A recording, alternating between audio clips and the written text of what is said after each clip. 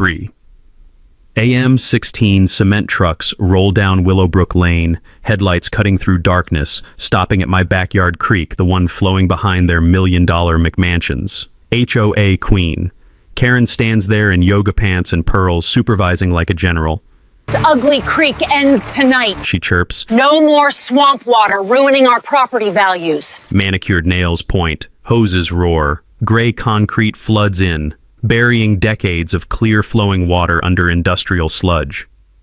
What would you do if neighbors spent $100,000 to concrete over nature just because it didn't match their perfect lawns? I sat on my porch swing, coffee steaming, watching them bury my creek. All I could think was, wait until the storm season hits. They have no idea what they're about to lose. Team Creek or Team McMansions? Drop your choice below, because what happened to their million-dollar homes made national news. My name's Ezra Blackwood, 58 years old, 30 years as a master plumber, and I know two things for certain. Water always wins, and rich people always think they're smarter than physics.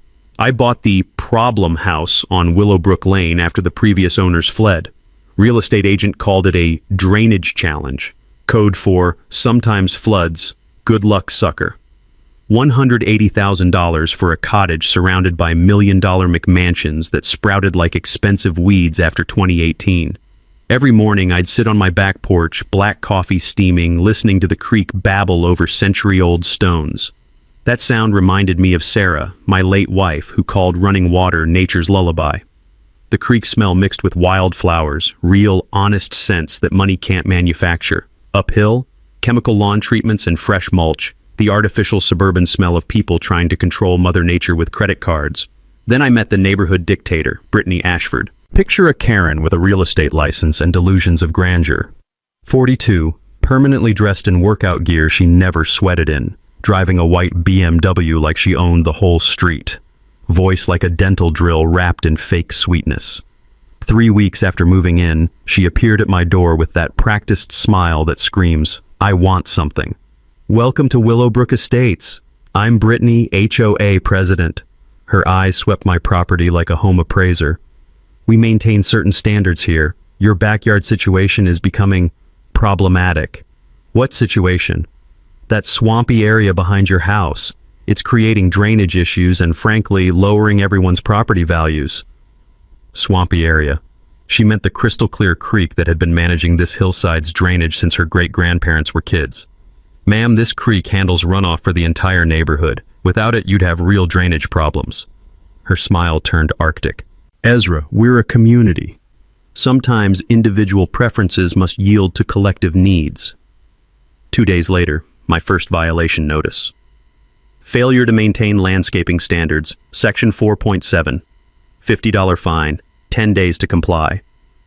I spent that evening reading HOA documents with a magnifying glass and growing amusement. The CC&Rs were obsessive about grass height and mailbox colors, but said absolutely nothing about natural waterways. Because the original developers weren't morons, they built around the creek intentionally. This wasn't about landscaping standards, this was about a control freak who thought her checkbook could redesign geology. The creek itself was a masterpiece. During dry spells, water trickled quietly between moss-covered rocks. Spring rains? It swelled into a perfect drainage channel, carrying runoff safely away from million-dollar foundations. Every curve, every pool, carved by decades of water physics. But physics doesn't photograph well for real estate brochures. That night, I called my neighbor Margaret Bellamy, 73, widow, lived here before the McMansion invasion. "Brittany's been harassing you too?" she whispered over the fence. "She made me replace my perfectly good deck last year, $12,000 because she claimed it was structurally unsound." Was it? 20-year-old pressure-treated lumber solid as a rock, but she threatened daily fines until I caved. The pattern was becoming clear. Brittany used HOA rules like a weapon, targeting anyone who didn't fit her suburban fantasy. Elderly residents, modest homes, anything that reminded buyers this neighborhood had existed before her husband started building his overpriced monuments to middle-class insecurity. But here's what she didn't know about plumbers. We understand pressure. We know that when you block one pipe, that pressure builds up somewhere else. And we're really patient about watching what happens next. Looking back, I should have warned her that creeks are just pipes that Mother Nature installed herself. But honestly, After 30 years of fixing other people's improvements to perfectly functional systems, I was curious to see what happened when someone tried to improve on a few million years of hydraulic engineering. Spring arrived early that year, and with it came the rains that would teach Brittany her first lesson in hydrology, though she was too stubborn to learn it. March brought 3 days of steady downpour. Nothing unusual for our area, just normal seasonal runoff that my creek handled like a champ. But suddenly, Willowbrook Lane had a flooding crisis. Water pooled around decorative fountains, a few basement window wells collected puddles, and the Hendersons' driveway sprouted a temporary stream. Brittany called an emergency HOA meeting faster than you could say special assessment. I showed up out of curiosity, sitting in the back while she clicked through 37 slides of wet pavement and soggy mulch. The presentation title, Drainage Crisis, Immediate Action Required. As you can see, she announced to the dozen residents who'd bothered to show up, our neighborhood is experiencing unprecedented flooding due to inadequate drainage management. The irony was thick enough to cut with a shovel. Slide 23 showed my creek running full but clear, carrying runoff like it had for decades. Slide 24 showed water pooling around the Hendersons' decorative fountain, built right where a natural drainage swale used to flow before they improved it with concrete and river rocks. From my plumbing days, I remembered the old-timer who taught me, son, when you see water where it shouldn't be, look for what somebody moved that used to be there. The Hendersons' flooding wasn't a mystery. They'd buried their natural drainage under landscaping. The source of our problem, Brittany continued, laser pointer dancing across photos of my property, is this uncontrolled water feature overwhelming our engineered systems. That's when Harold Vance cleared his throat. 70 years old, county drainage engineer for 3 decades, and the only person in that room who actually understood how water moved through soil. Brittany, that creek's been handling drainage since before these houses existed. Block it, and you'll create real flooding problems. Her smile could have frozen boiling water. Harold, we've consulted with drainage professionals. I am a drainage professional. Spent 30 years fixing problems caused by people who thought they were smarter than gravity. The room went quiet except for coffee percolating and rain tapping windows. Outside, you could hear my creek doing its century-old job, moving water safely away from everyone's foundations. But here's where things got interesting. While Harold lectured about respecting natural drainage, I spotted something through the community center window that made my plumber instincts tingle. Brittany's husband's construction trailer parked behind the Johnsons' house, with workers unloading what looked like emergency drainage equipment. After the meeting, Harold walked home with me, his engineer's eye tracing the creek's natural path. She's planning something stupid, he said, running weathered hands along the creek bank. I've seen this before. Rich folks move somewhere, decide Mother Nature needs improvement. What usually happens? Expensive education in physics. 2 weeks later, the first salvo arrived. A city complaint claiming I'd built an illegal dam structure, causing neighborhood flooding. The beautiful irony? The woman whose husband built houses with substandard drainage was blaming a natural creek for water problems. City Inspector Dave Morrison showed up looking like he'd rather be anywhere else. 30 years of municipal service teaches you to spot neighborhood drama from orbit. So where's this illegal dam? He asked, surveying my perfectly normal backyard. Those rocks, I pointed to the creek's natural stone bottom. Dave pulled off his glasses, cleaned them slowly, put them back on. Lady complained about rocks that have been here since the Eisenhower administration. His inspection took an hour, photographing, measuring flow rates, checking elevations. His report was pure poetry. Natural waterway predates development, provides essential watershed drainage, no permit required structures present. But while Dave worked, I made a discovery that changed everything.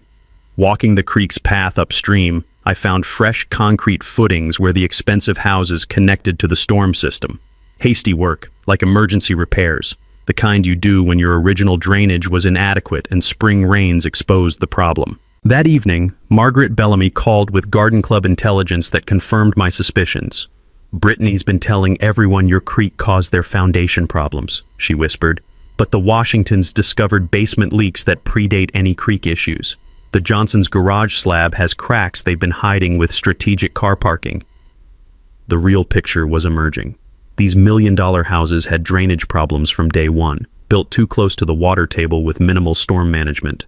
But it's easier to blame the eccentric neighbor with the swamp cottage than admit your husband's construction company cut corners on expensive but invisible infrastructure. That night, I sat on my porch listening to water flow steadily over stones, carrying away the day's rain just like it had when this was all farmland.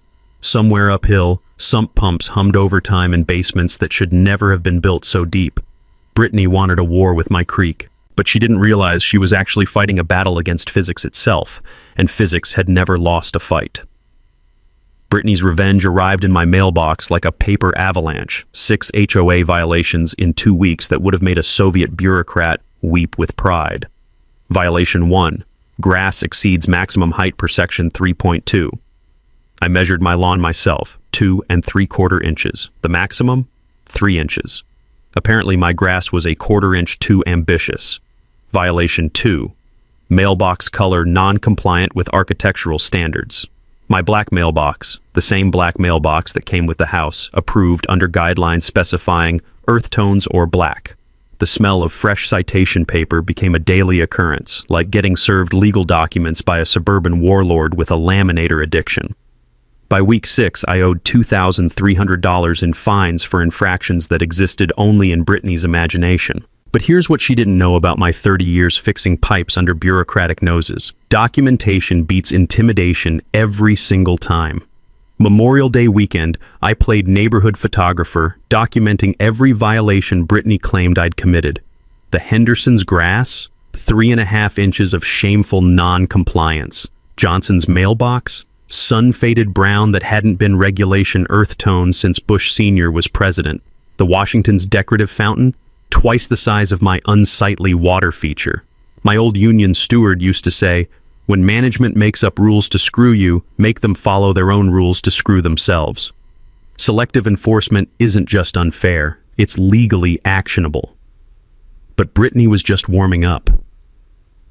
Tuesday morning brought the sound that makes every homeowner's blood run cold.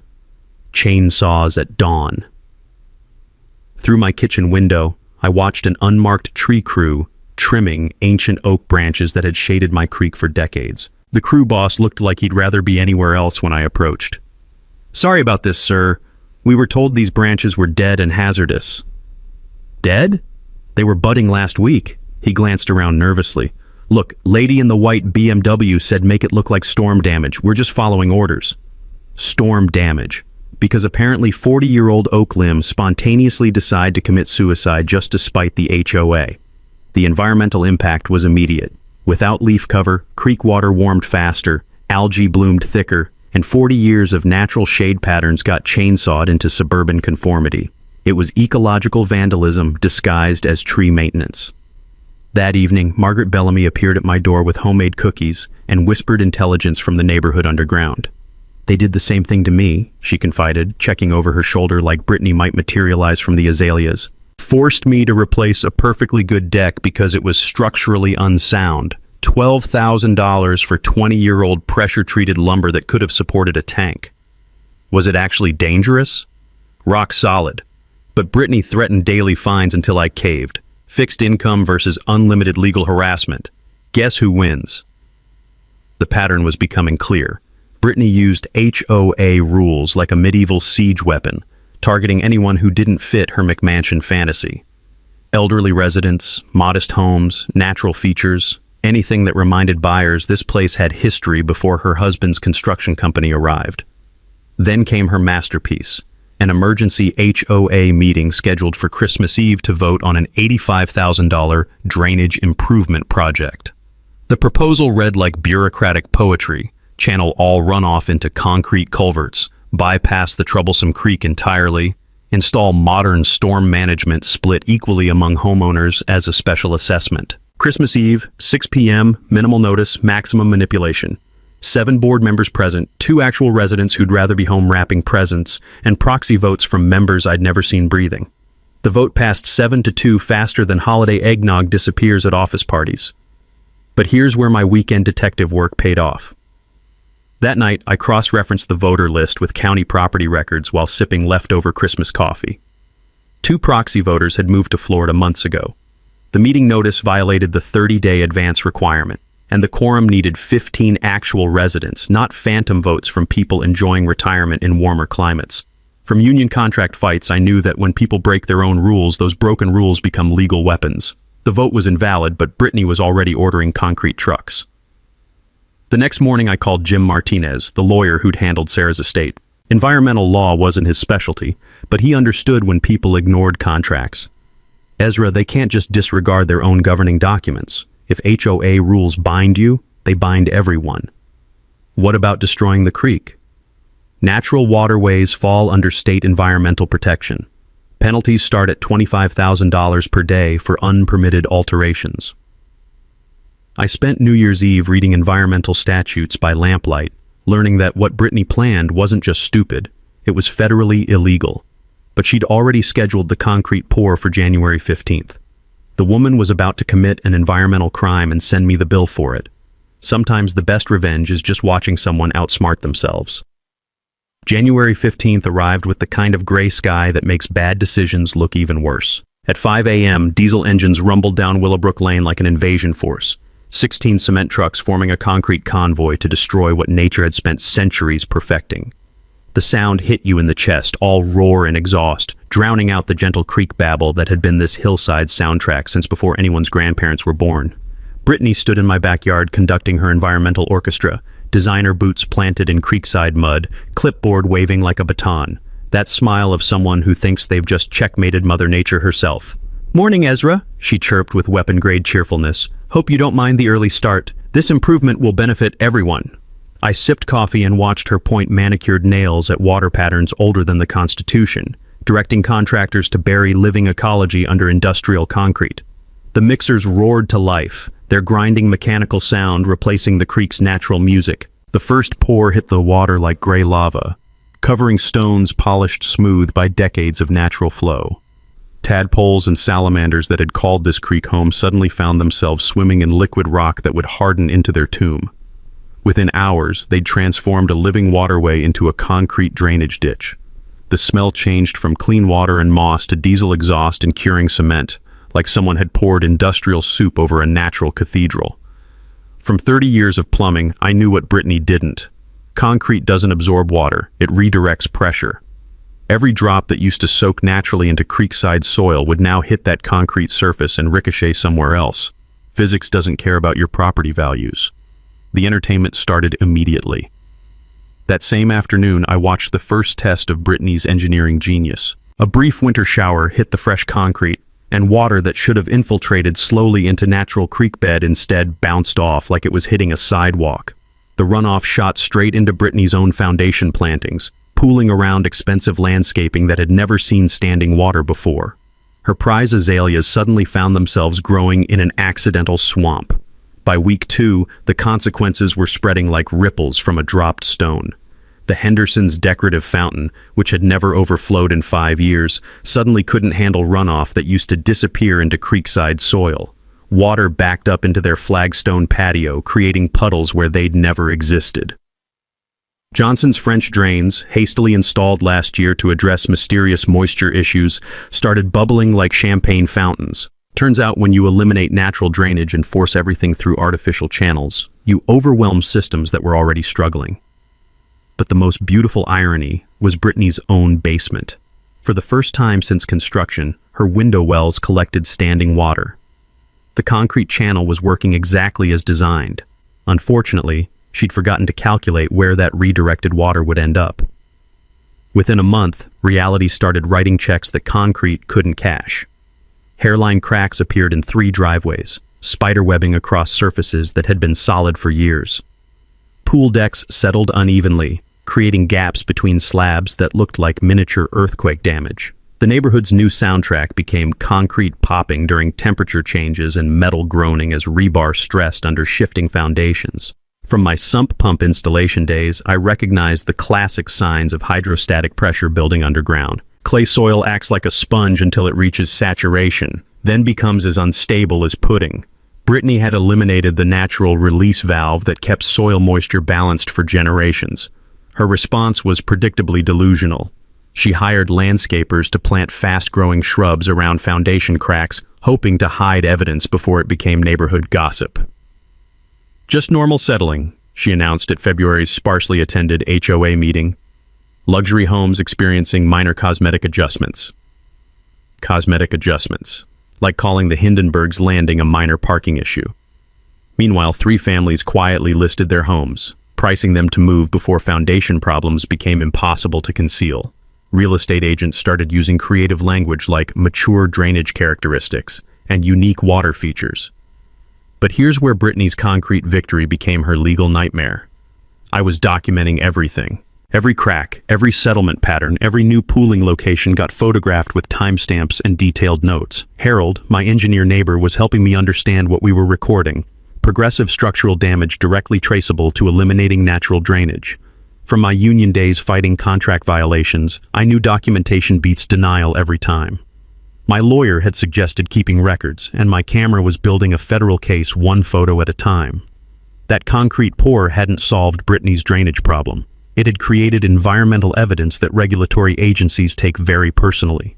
By early March, I had 6 weeks of documented proof showing how concrete creek destruction caused measurable structural damage to multiple properties. Spring storm season was still 8 weeks away, and Brittany's concrete channel was already failing its basic function. I couldn't wait to see what happened when Mother Nature really started testing her engineering genius.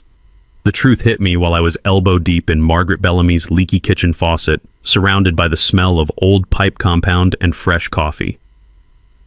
"You know what's funny about Brittany's husband?" Margaret said, handing me a dish towel. "My daughter works at the county recorder's office. Says she's been seeing his name on some very interesting paperwork lately." My wrench stopped mid-turn. "What kind of paperwork?" "Construction liens, a whole stack of them." That afternoon, I drove to the county courthouse for the first time since Sarah's estate paperwork. Public records are like plumbing blueprints. If you know how to read them, they show you exactly where the problems are hiding. What I found made my blood pressure spike in the best possible way. Ashford Construction, Brittany's husband's company, had built our entire neighborhood plus 3 others, all showcasing the same corner-cutting signature: minimal drainage infrastructure masked by expensive surface finishes. The financial picture was even juicier. Rick Ashford owed $3.2 million on construction loans for 3 unsold lots, with payments restructured twice in 18 months. From my contractor days, I knew the golden rule. When builders cut costs, they start with what buyers can't see. Drainage, foundation work, structural supports, all the expensive underground stuff that's invisible during model home tours. But here's where it got beautiful. The original 2017 engineering survey for Willowbrook Estates specifically noted my creek as essential drainage feature, not to be altered without comprehensive stormwater management upgrades.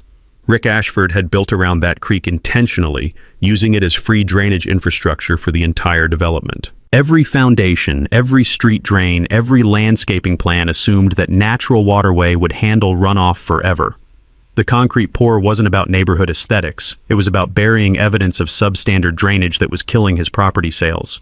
The insurance angle made it even better.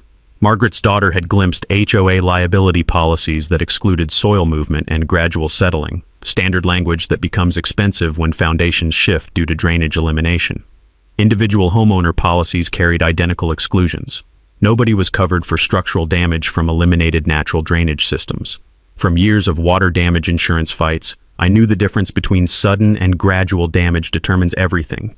Burst pipes get covered, slow foundation settling doesn't. Homeowners would eat the entire cost while Ashford Construction stayed legally protected. The scheme was elegant in its cynicism. Build houses with marginal drainage, use natural creek as backup system, eliminate creek when it conflicts with sales marketing, then let individual homeowners absorb financial liability for resulting structural problems. But Rick Ashford had made one critical miscalculation. Federal environmental law doesn't negotiate with local financial arrangements. That evening, I spread the courthouse documents across my kitchen table like evidence in a murder trial. The paper smelled like bureaucracy and broken promises, but it painted a clear picture of systematic fraud disguised as neighborhood improvement. I called Jim Martinez with my discoveries.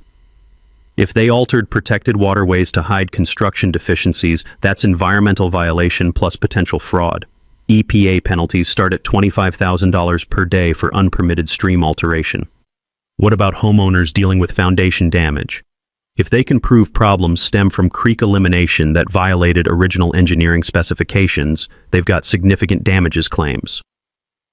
I spent that night cross-referencing development plans with actual construction, highlighting discrepancies by lamplight.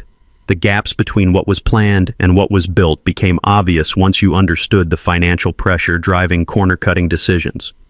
Spring storm season was 5 weeks away, and I finally understood what was coming. All that water pressure, redirected from natural absorption into overloaded artificial systems, meeting foundations designed around drainage infrastructure that no longer existed.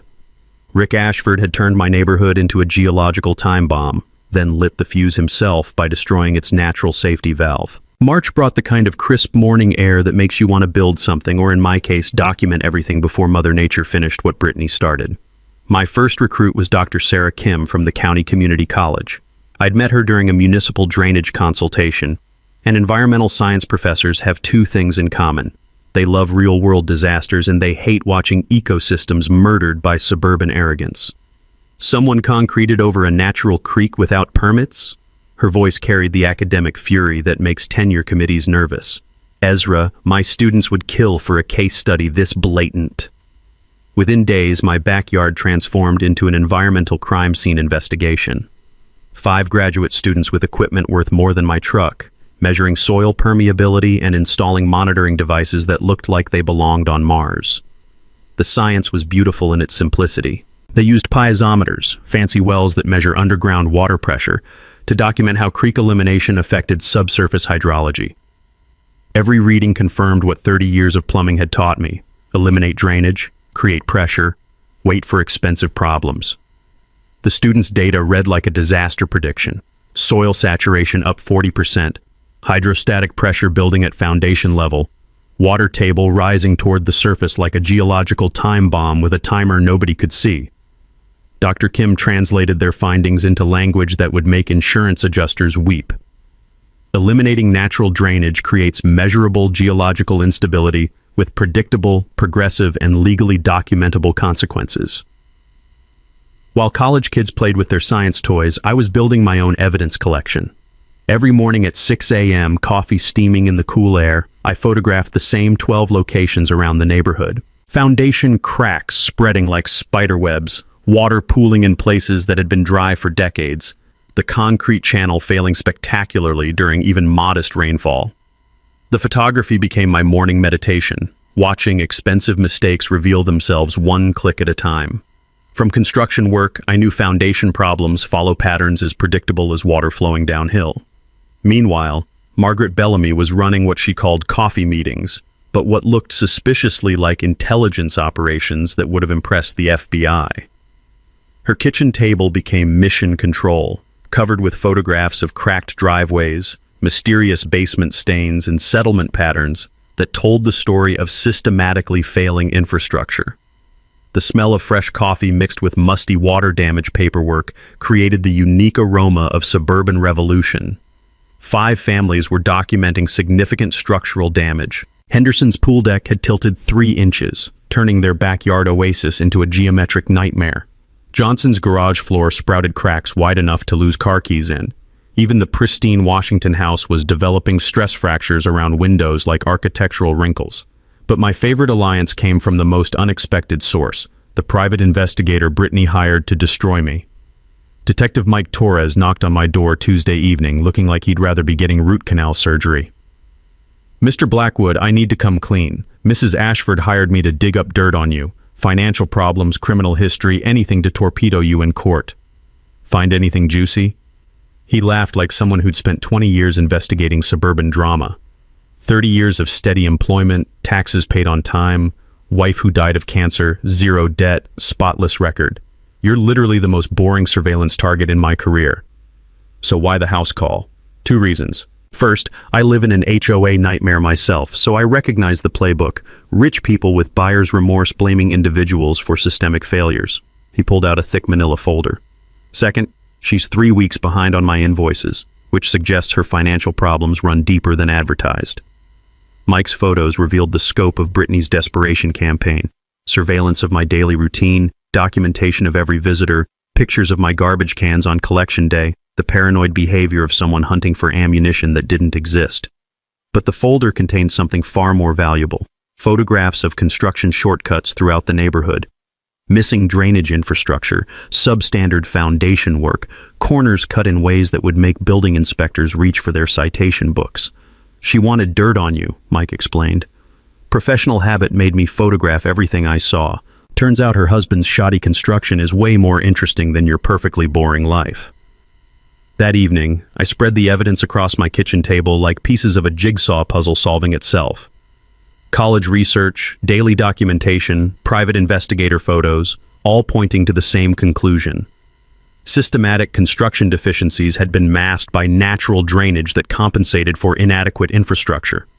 Eliminating that drainage exposed the original problems while creating new ones. Storm season was 3 weeks away, and I had scientific documentation, legal evidence, and photographic proof of what was coming. All I needed was front row seats and popcorn for the most expensive physics lesson Willowbrook Estates would ever receive. April brought the kind of desperation that makes rich people do stupid things in broad daylight. Brittany's insurance adjuster delivered the news that shattered her suburban fantasy. Foundation damage from eliminated natural drainage wasn't covered under standard homeowner policies. Repair estimates ranged from $45,000 to $80,000 per affected house, and special assessments would bankrupt half the neighborhood. I watched her receive that news from my kitchen window, coffee cup in hand, as she stood in her tilting driveway reading the adjuster's report. Her face went through the 5 stages of grief in 30 seconds, landing on rage with the intensity of a kitchen fire. That's when the gloves came off. Tuesday morning, I woke to the sound of breaking glass. My expensive monitoring equipment, 3 months of college research data, lay scattered across the backyard like expensive electronic confetti. The cameras I'd installed to document daily changes, smashed with what looked like a golf club based on the distinctive dent patterns in the metal housings. But here's where Brittany's desperation made her sloppy. I'd learned from my union days to always have backup systems. Hidden cameras captured the entire vandalism incident, including clear shots of the white BMW parked at the property line and figures in distinctive workout gear wielding sporting goods like weapons. The character assassination campaign escalated to neighborhood-wide psychological warfare. Anonymous flyers appeared on every doorstep, printed on expensive paper that smelled like desperation and legal liability. "Warning: Unstable neighbor threatens property values," read the headline, followed by claims that I was mentally unwell and obsessed with environmental conspiracies. The flyer described my documentation efforts as dangerous surveillance and warned families with children about my erratic behavior. 3 families received personal visits from Brittany who whispered concerns about their elderly neighbor's declining mental state and suggested they avoid contact for their own safety.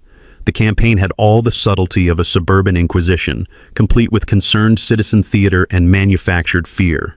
But Margaret Bellamy had been through HOA warfare before, and she wasn't buying the performance.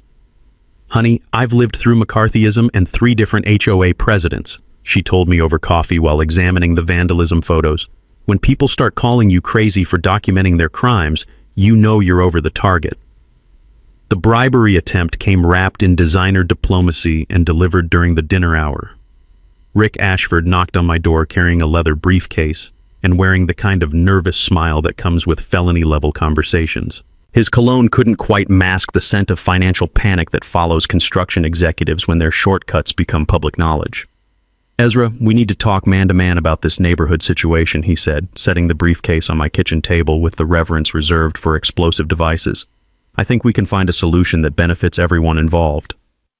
Inside, $50,000 in neatly banded hundreds, plus paperwork for a relocation assistance package that would help me find housing better suited to your lifestyle preferences. "Son, you can't buy your way out of the laws of physics," I told him, closing the briefcase without touching the money.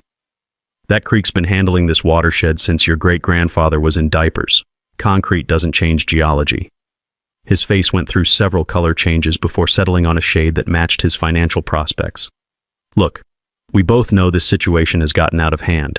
Maybe we can work together to find a reasonable compromise." "Already found one. Wait for the next big storm and let Mother Nature explain hydrology to your insurance company." Legal intimidation followed the failed bribery like storm clouds after barometric pressure drops.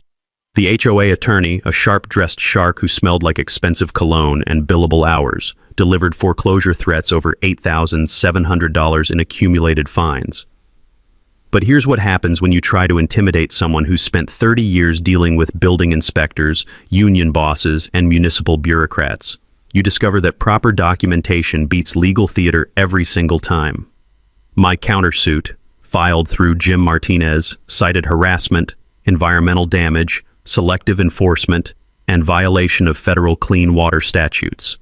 The filing fee was $285. The potential damages started at $500,000 and included punitive measures that would make the HOA board personally liable for environmental restoration costs. The smear campaign backfired spectacularly when neighbors started comparing Brittany's claims with observable reality. Hard to call someone mentally unstable when their predictions about foundation damage keep proving accurate while your own house develops new cracks weekly. 2 more board members quietly resigned, citing philosophical differences about neighborhood management, which translated to, "I don't want my name on federal environmental violations when the EPA shows up." But the physical intimidation revealed just how desperate things had gotten. Late-night cars idling outside my house with headlights aimed at bedroom windows, anonymous phone calls featuring heavy breathing and vague threats about accidents happening to troublemakers. The security system I'd installed captured license plates registered to current board members, evidence of systematic harassment that would make criminal prosecutors very interested in expanding their case files. Spring storm season was 2 weeks away, and Brittany's desperation was accelerating faster than her foundation was settling. May arrived with the meteorological equivalent of a loaded weapon. Drought-stressed soil followed by severe thunderstorm warnings that made the National Weather Service sound like they were announcing the apocalypse. Summer storm season in our region means months of explosive weather patterns that test infrastructure the way stress tests reveal heart problems. But this year carried special significance. Clay soil that had been destabilized by eliminated drainage, foundations built assuming natural water management that no longer existed, and a concrete channel system designed by someone who thought physics was negotiable. The structural failures accelerated like dominoes falling in slow motion. Brittany's front steps separated from her house foundation, creating a gap wide enough to lose small pets in. 3 driveways now sported cracks that looked like geological fault lines, and the Henderson's pool deck had tilted to an angle that made swimming feel like a maritime disaster simulation. The sound of shifting concrete became Willowbrook Lane's new soundtrack. Metallic groaning from stressed rebar, popping noises during temperature changes, and the occasional crack that made homeowners jump like they'd heard gunshots. The smell of foundations settling mixed concrete dust with that distinctive musty scent of water where it shouldn't be. But the cover-up was becoming impossible to maintain. City Building Inspector Dave Morrison red-tagged 2 houses as structurally unsafe pending engineering evaluation, which in municipal language means get out before it falls down. Emergency repair estimates now exceeded $150,000 per affected home, turning the neighborhood into a financial disaster zone disguised as suburban paradise. Media attention intensified when Sarah Martinez from Channel 7 arrived with a camera crew and the kind of investigative hunger that makes local politicians nervous. Environmental disasters photograph beautifully from aerial drones, especially when you can contrast natural creek areas upstream with concrete wasteland and flooded foundations downstream. Her on-camera expert interview with Dr. Kim delivered the scientific verdict in terms viewers could understand. Eliminating natural drainage creates hydraulic pressure that has to go somewhere. These homeowners essentially turned their neighborhood into a geological pressure cooker. Brittany's final desperate gambit was pinning responsibility on municipal engineering failure, claiming the city required creek concrete installation for compliance with updated drainage codes. The false narrative might have worked if I hadn't preserved the original permits showing no such requirements existed. But here's where federal enforcement transformed neighborhood drama into national news. EPA Environmental Protection Specialist Janet Rodriguez arrived with credentials that made local officials very nervous, and equipment that could measure environmental damage down to the molecular level. Her preliminary findings read like an indictment: unpermitted alteration of natural waterway resulting in measurable ecosystem destruction and predictable geological instability. Violations include Clean Water Act Section 404, state stream alteration statutes, and potential obstruction of federal environmental investigation. The community revolt reached critical mass when 15 families demanded an emergency HOA meeting to remove the entire board. Brittany lost majority control as proxy votes got invalidated, and residents discovered that HOA rules actually worked both ways when properly enforced.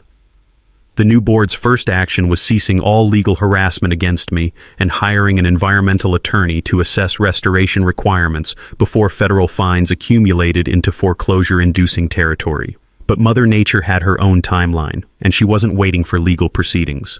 The National Weather Service issued flash flood warnings for our region. 4 to 6 inches of rain expected in a 3-hour window, with potential for isolated areas to receive 8+ inches. Weather that would test even properly designed drainage systems, let alone concrete channels built by someone who thought hydrology was optional. I spent the evening calibrating my remaining monitoring equipment and positioning cameras for maximum documentation value. 30 years of plumbing had taught me to respect water pressure. It always finds the weakest point and exploits it with ruthless efficiency. The weather forecast sounded like a biblical prediction. Severe thunderstorms developing after midnight, heavy rainfall rates possible, urban flooding likely in areas with poor drainage. The radar showed a weather system that looked like Mother Nature's final exam for Brittany's engineering theories. Rick Ashford made one last desperate appearance, showing up at my door with legal papers and the kind of panicked expression that comes with federal investigators asking uncomfortable questions about construction shortcuts.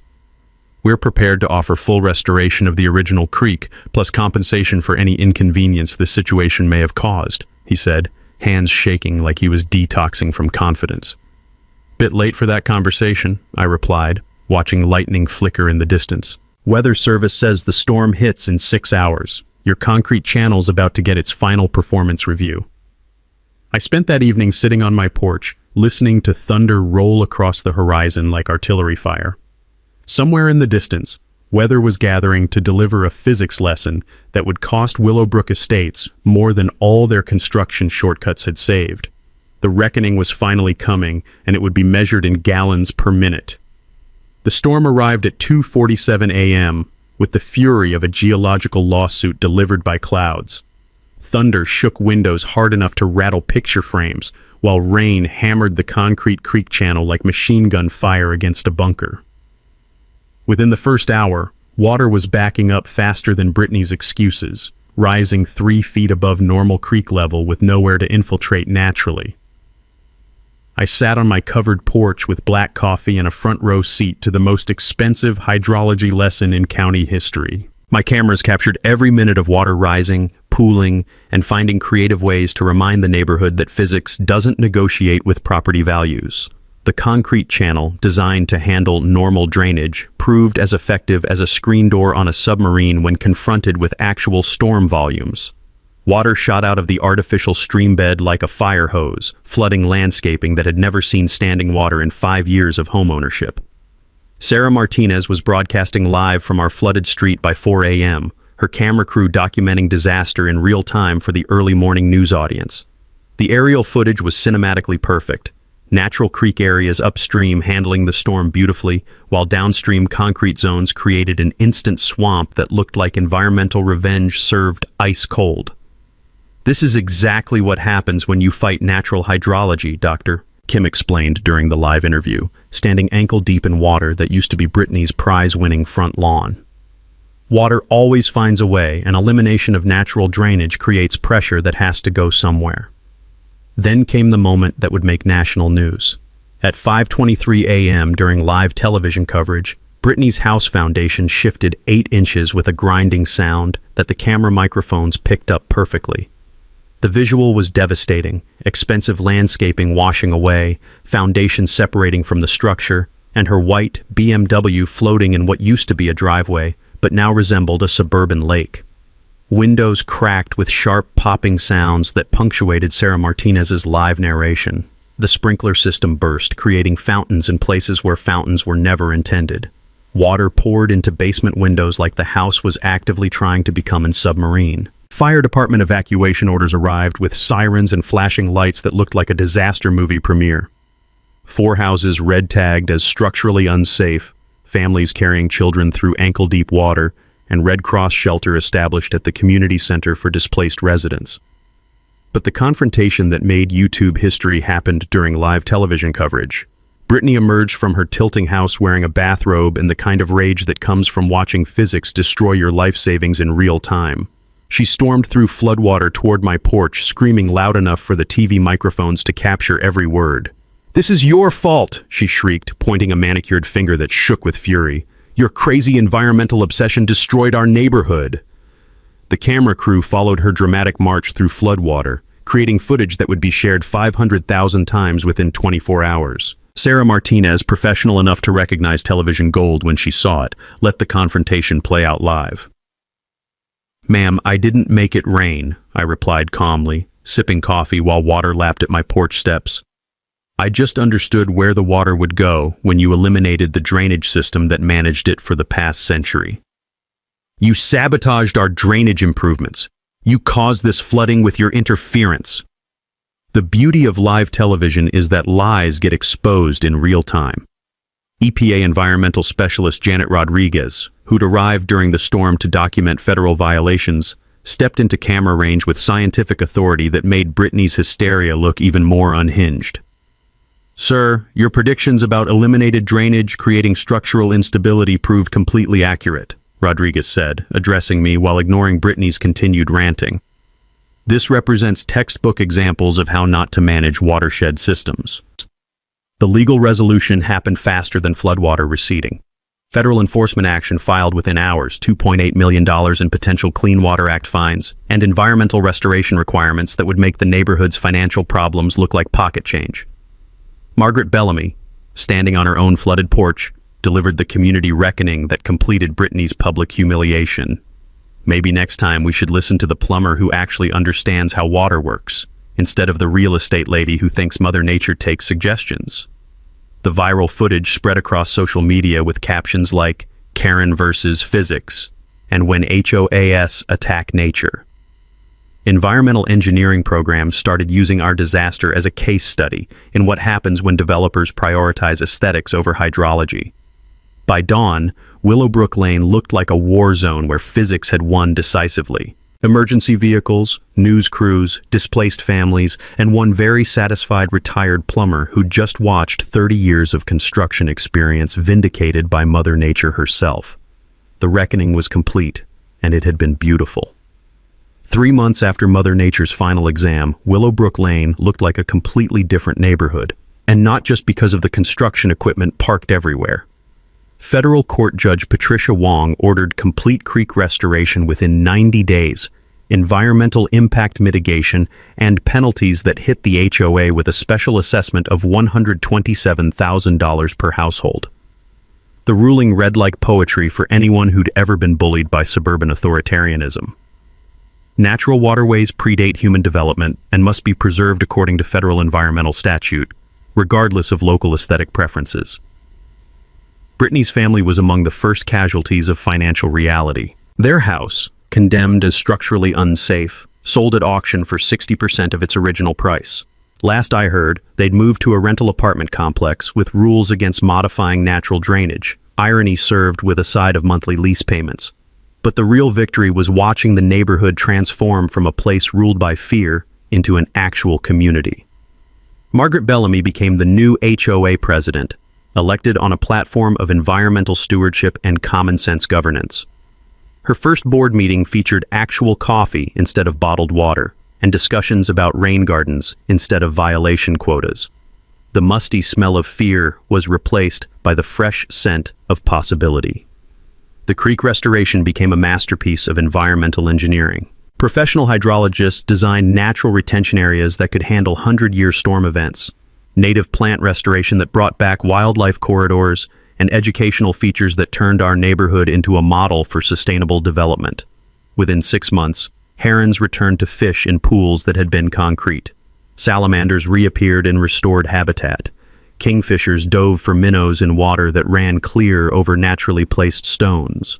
The soundscape changed from concrete muffled silence back to the gentle babble of moving water that had been this hillside's voice for centuries. My countersuit against the old HOA board resulted in a $45,000 settlement that I immediately donated to establish the Willowbrook Watershed Education Center. Insurance companies, spooked by federal environmental violations, refused coverage renewals for anyone involved in the creek destruction, creating financial accountability that lasted longer than legal judgments. But the most meaningful change was personal. City planners hired me as a drainage consultant for new developments, paying me to prevent the problems that Brittany's arrogance had created. Turns out, 30 years of plumbing experience, plus documented expertise in environmental restoration, makes you valuable to people who want to avoid federal lawsuits. The Education Center became our neighborhood's crown jewel. Built in the renovated community space, it offered monthly workshops on sustainable landscaping, natural drainage systems, and watershed management. The smell of fresh mulch and growing plants replaced the artificial chemical treatments that had once dominated our landscaping. We established annual scholarships for local students studying environmental science, $5,000 grants funded by settlement money, and ongoing donations from residents who'd learned to value natural systems over manufactured aesthetics. Dr. Kim's students still use our restoration as a case study, bringing classes to see successful watershed management in action. The story spread beyond our neighborhood boundaries. HOA management companies now use our case as training material for what not to do when residents request environmental modifications. Environmental law textbooks cite Rodriguez versus Willowbrook Estates as precedent for federal enforcement of natural waterway protection. The practical legacy lives in the free online guide we created, Homeowner's Guide to Natural Drainage Systems, downloaded over 50,000 times by people facing similar battles against HOA environmental destruction. Real education that prevents problems instead of creating them. But the sweetest victory happens every morning when I sit on my porch with coffee, listening to the creek flow over restored stones. The sound reminds me of Sarah's voice calling water nature's lullaby, and I know she would have loved watching this particular story reach its proper ending. 16-7 trucks at 3 a.m. That's all it took to turn $1 million neighborhood into a federal crime scene. Brittany thought she was playing chess. Turns out, Asa was playing poker, and he's been holding on the cards since day one. When she was writing violation notice for mailbox caller, he was quietly building relationship with county engineer and federal regulators who actually understood how water works. What really happened here wasn't David vs. Goliath, it was equity vs. arrogance. Asa knew something that's come from actually working with water. It's a way finds the weakness in your system, and it's a way exploits it at the worst possible time. That's $127,000 special assessment per household wasn't revenge. It was gravity. Though federal fines wasn't punishment, they were just the bill coming due for thinking you can conquest over nature, because it doesn't match your suburban fantasy. And Brittany, standing in flood water at 5:23 a.m., screaming at news camera, that was the moment in tidal power meets immutable physics live on television. Makes you wonder, what's the Brittany in your neighborhood eyeing as their next improvement project? Drop your HOA owner stories in the comments. His like if you enjoy watching patient defeat panic, and subscribe for more stories about people who understand the difference between authority and expertise. Power without wisdom always drowns in its own concrete.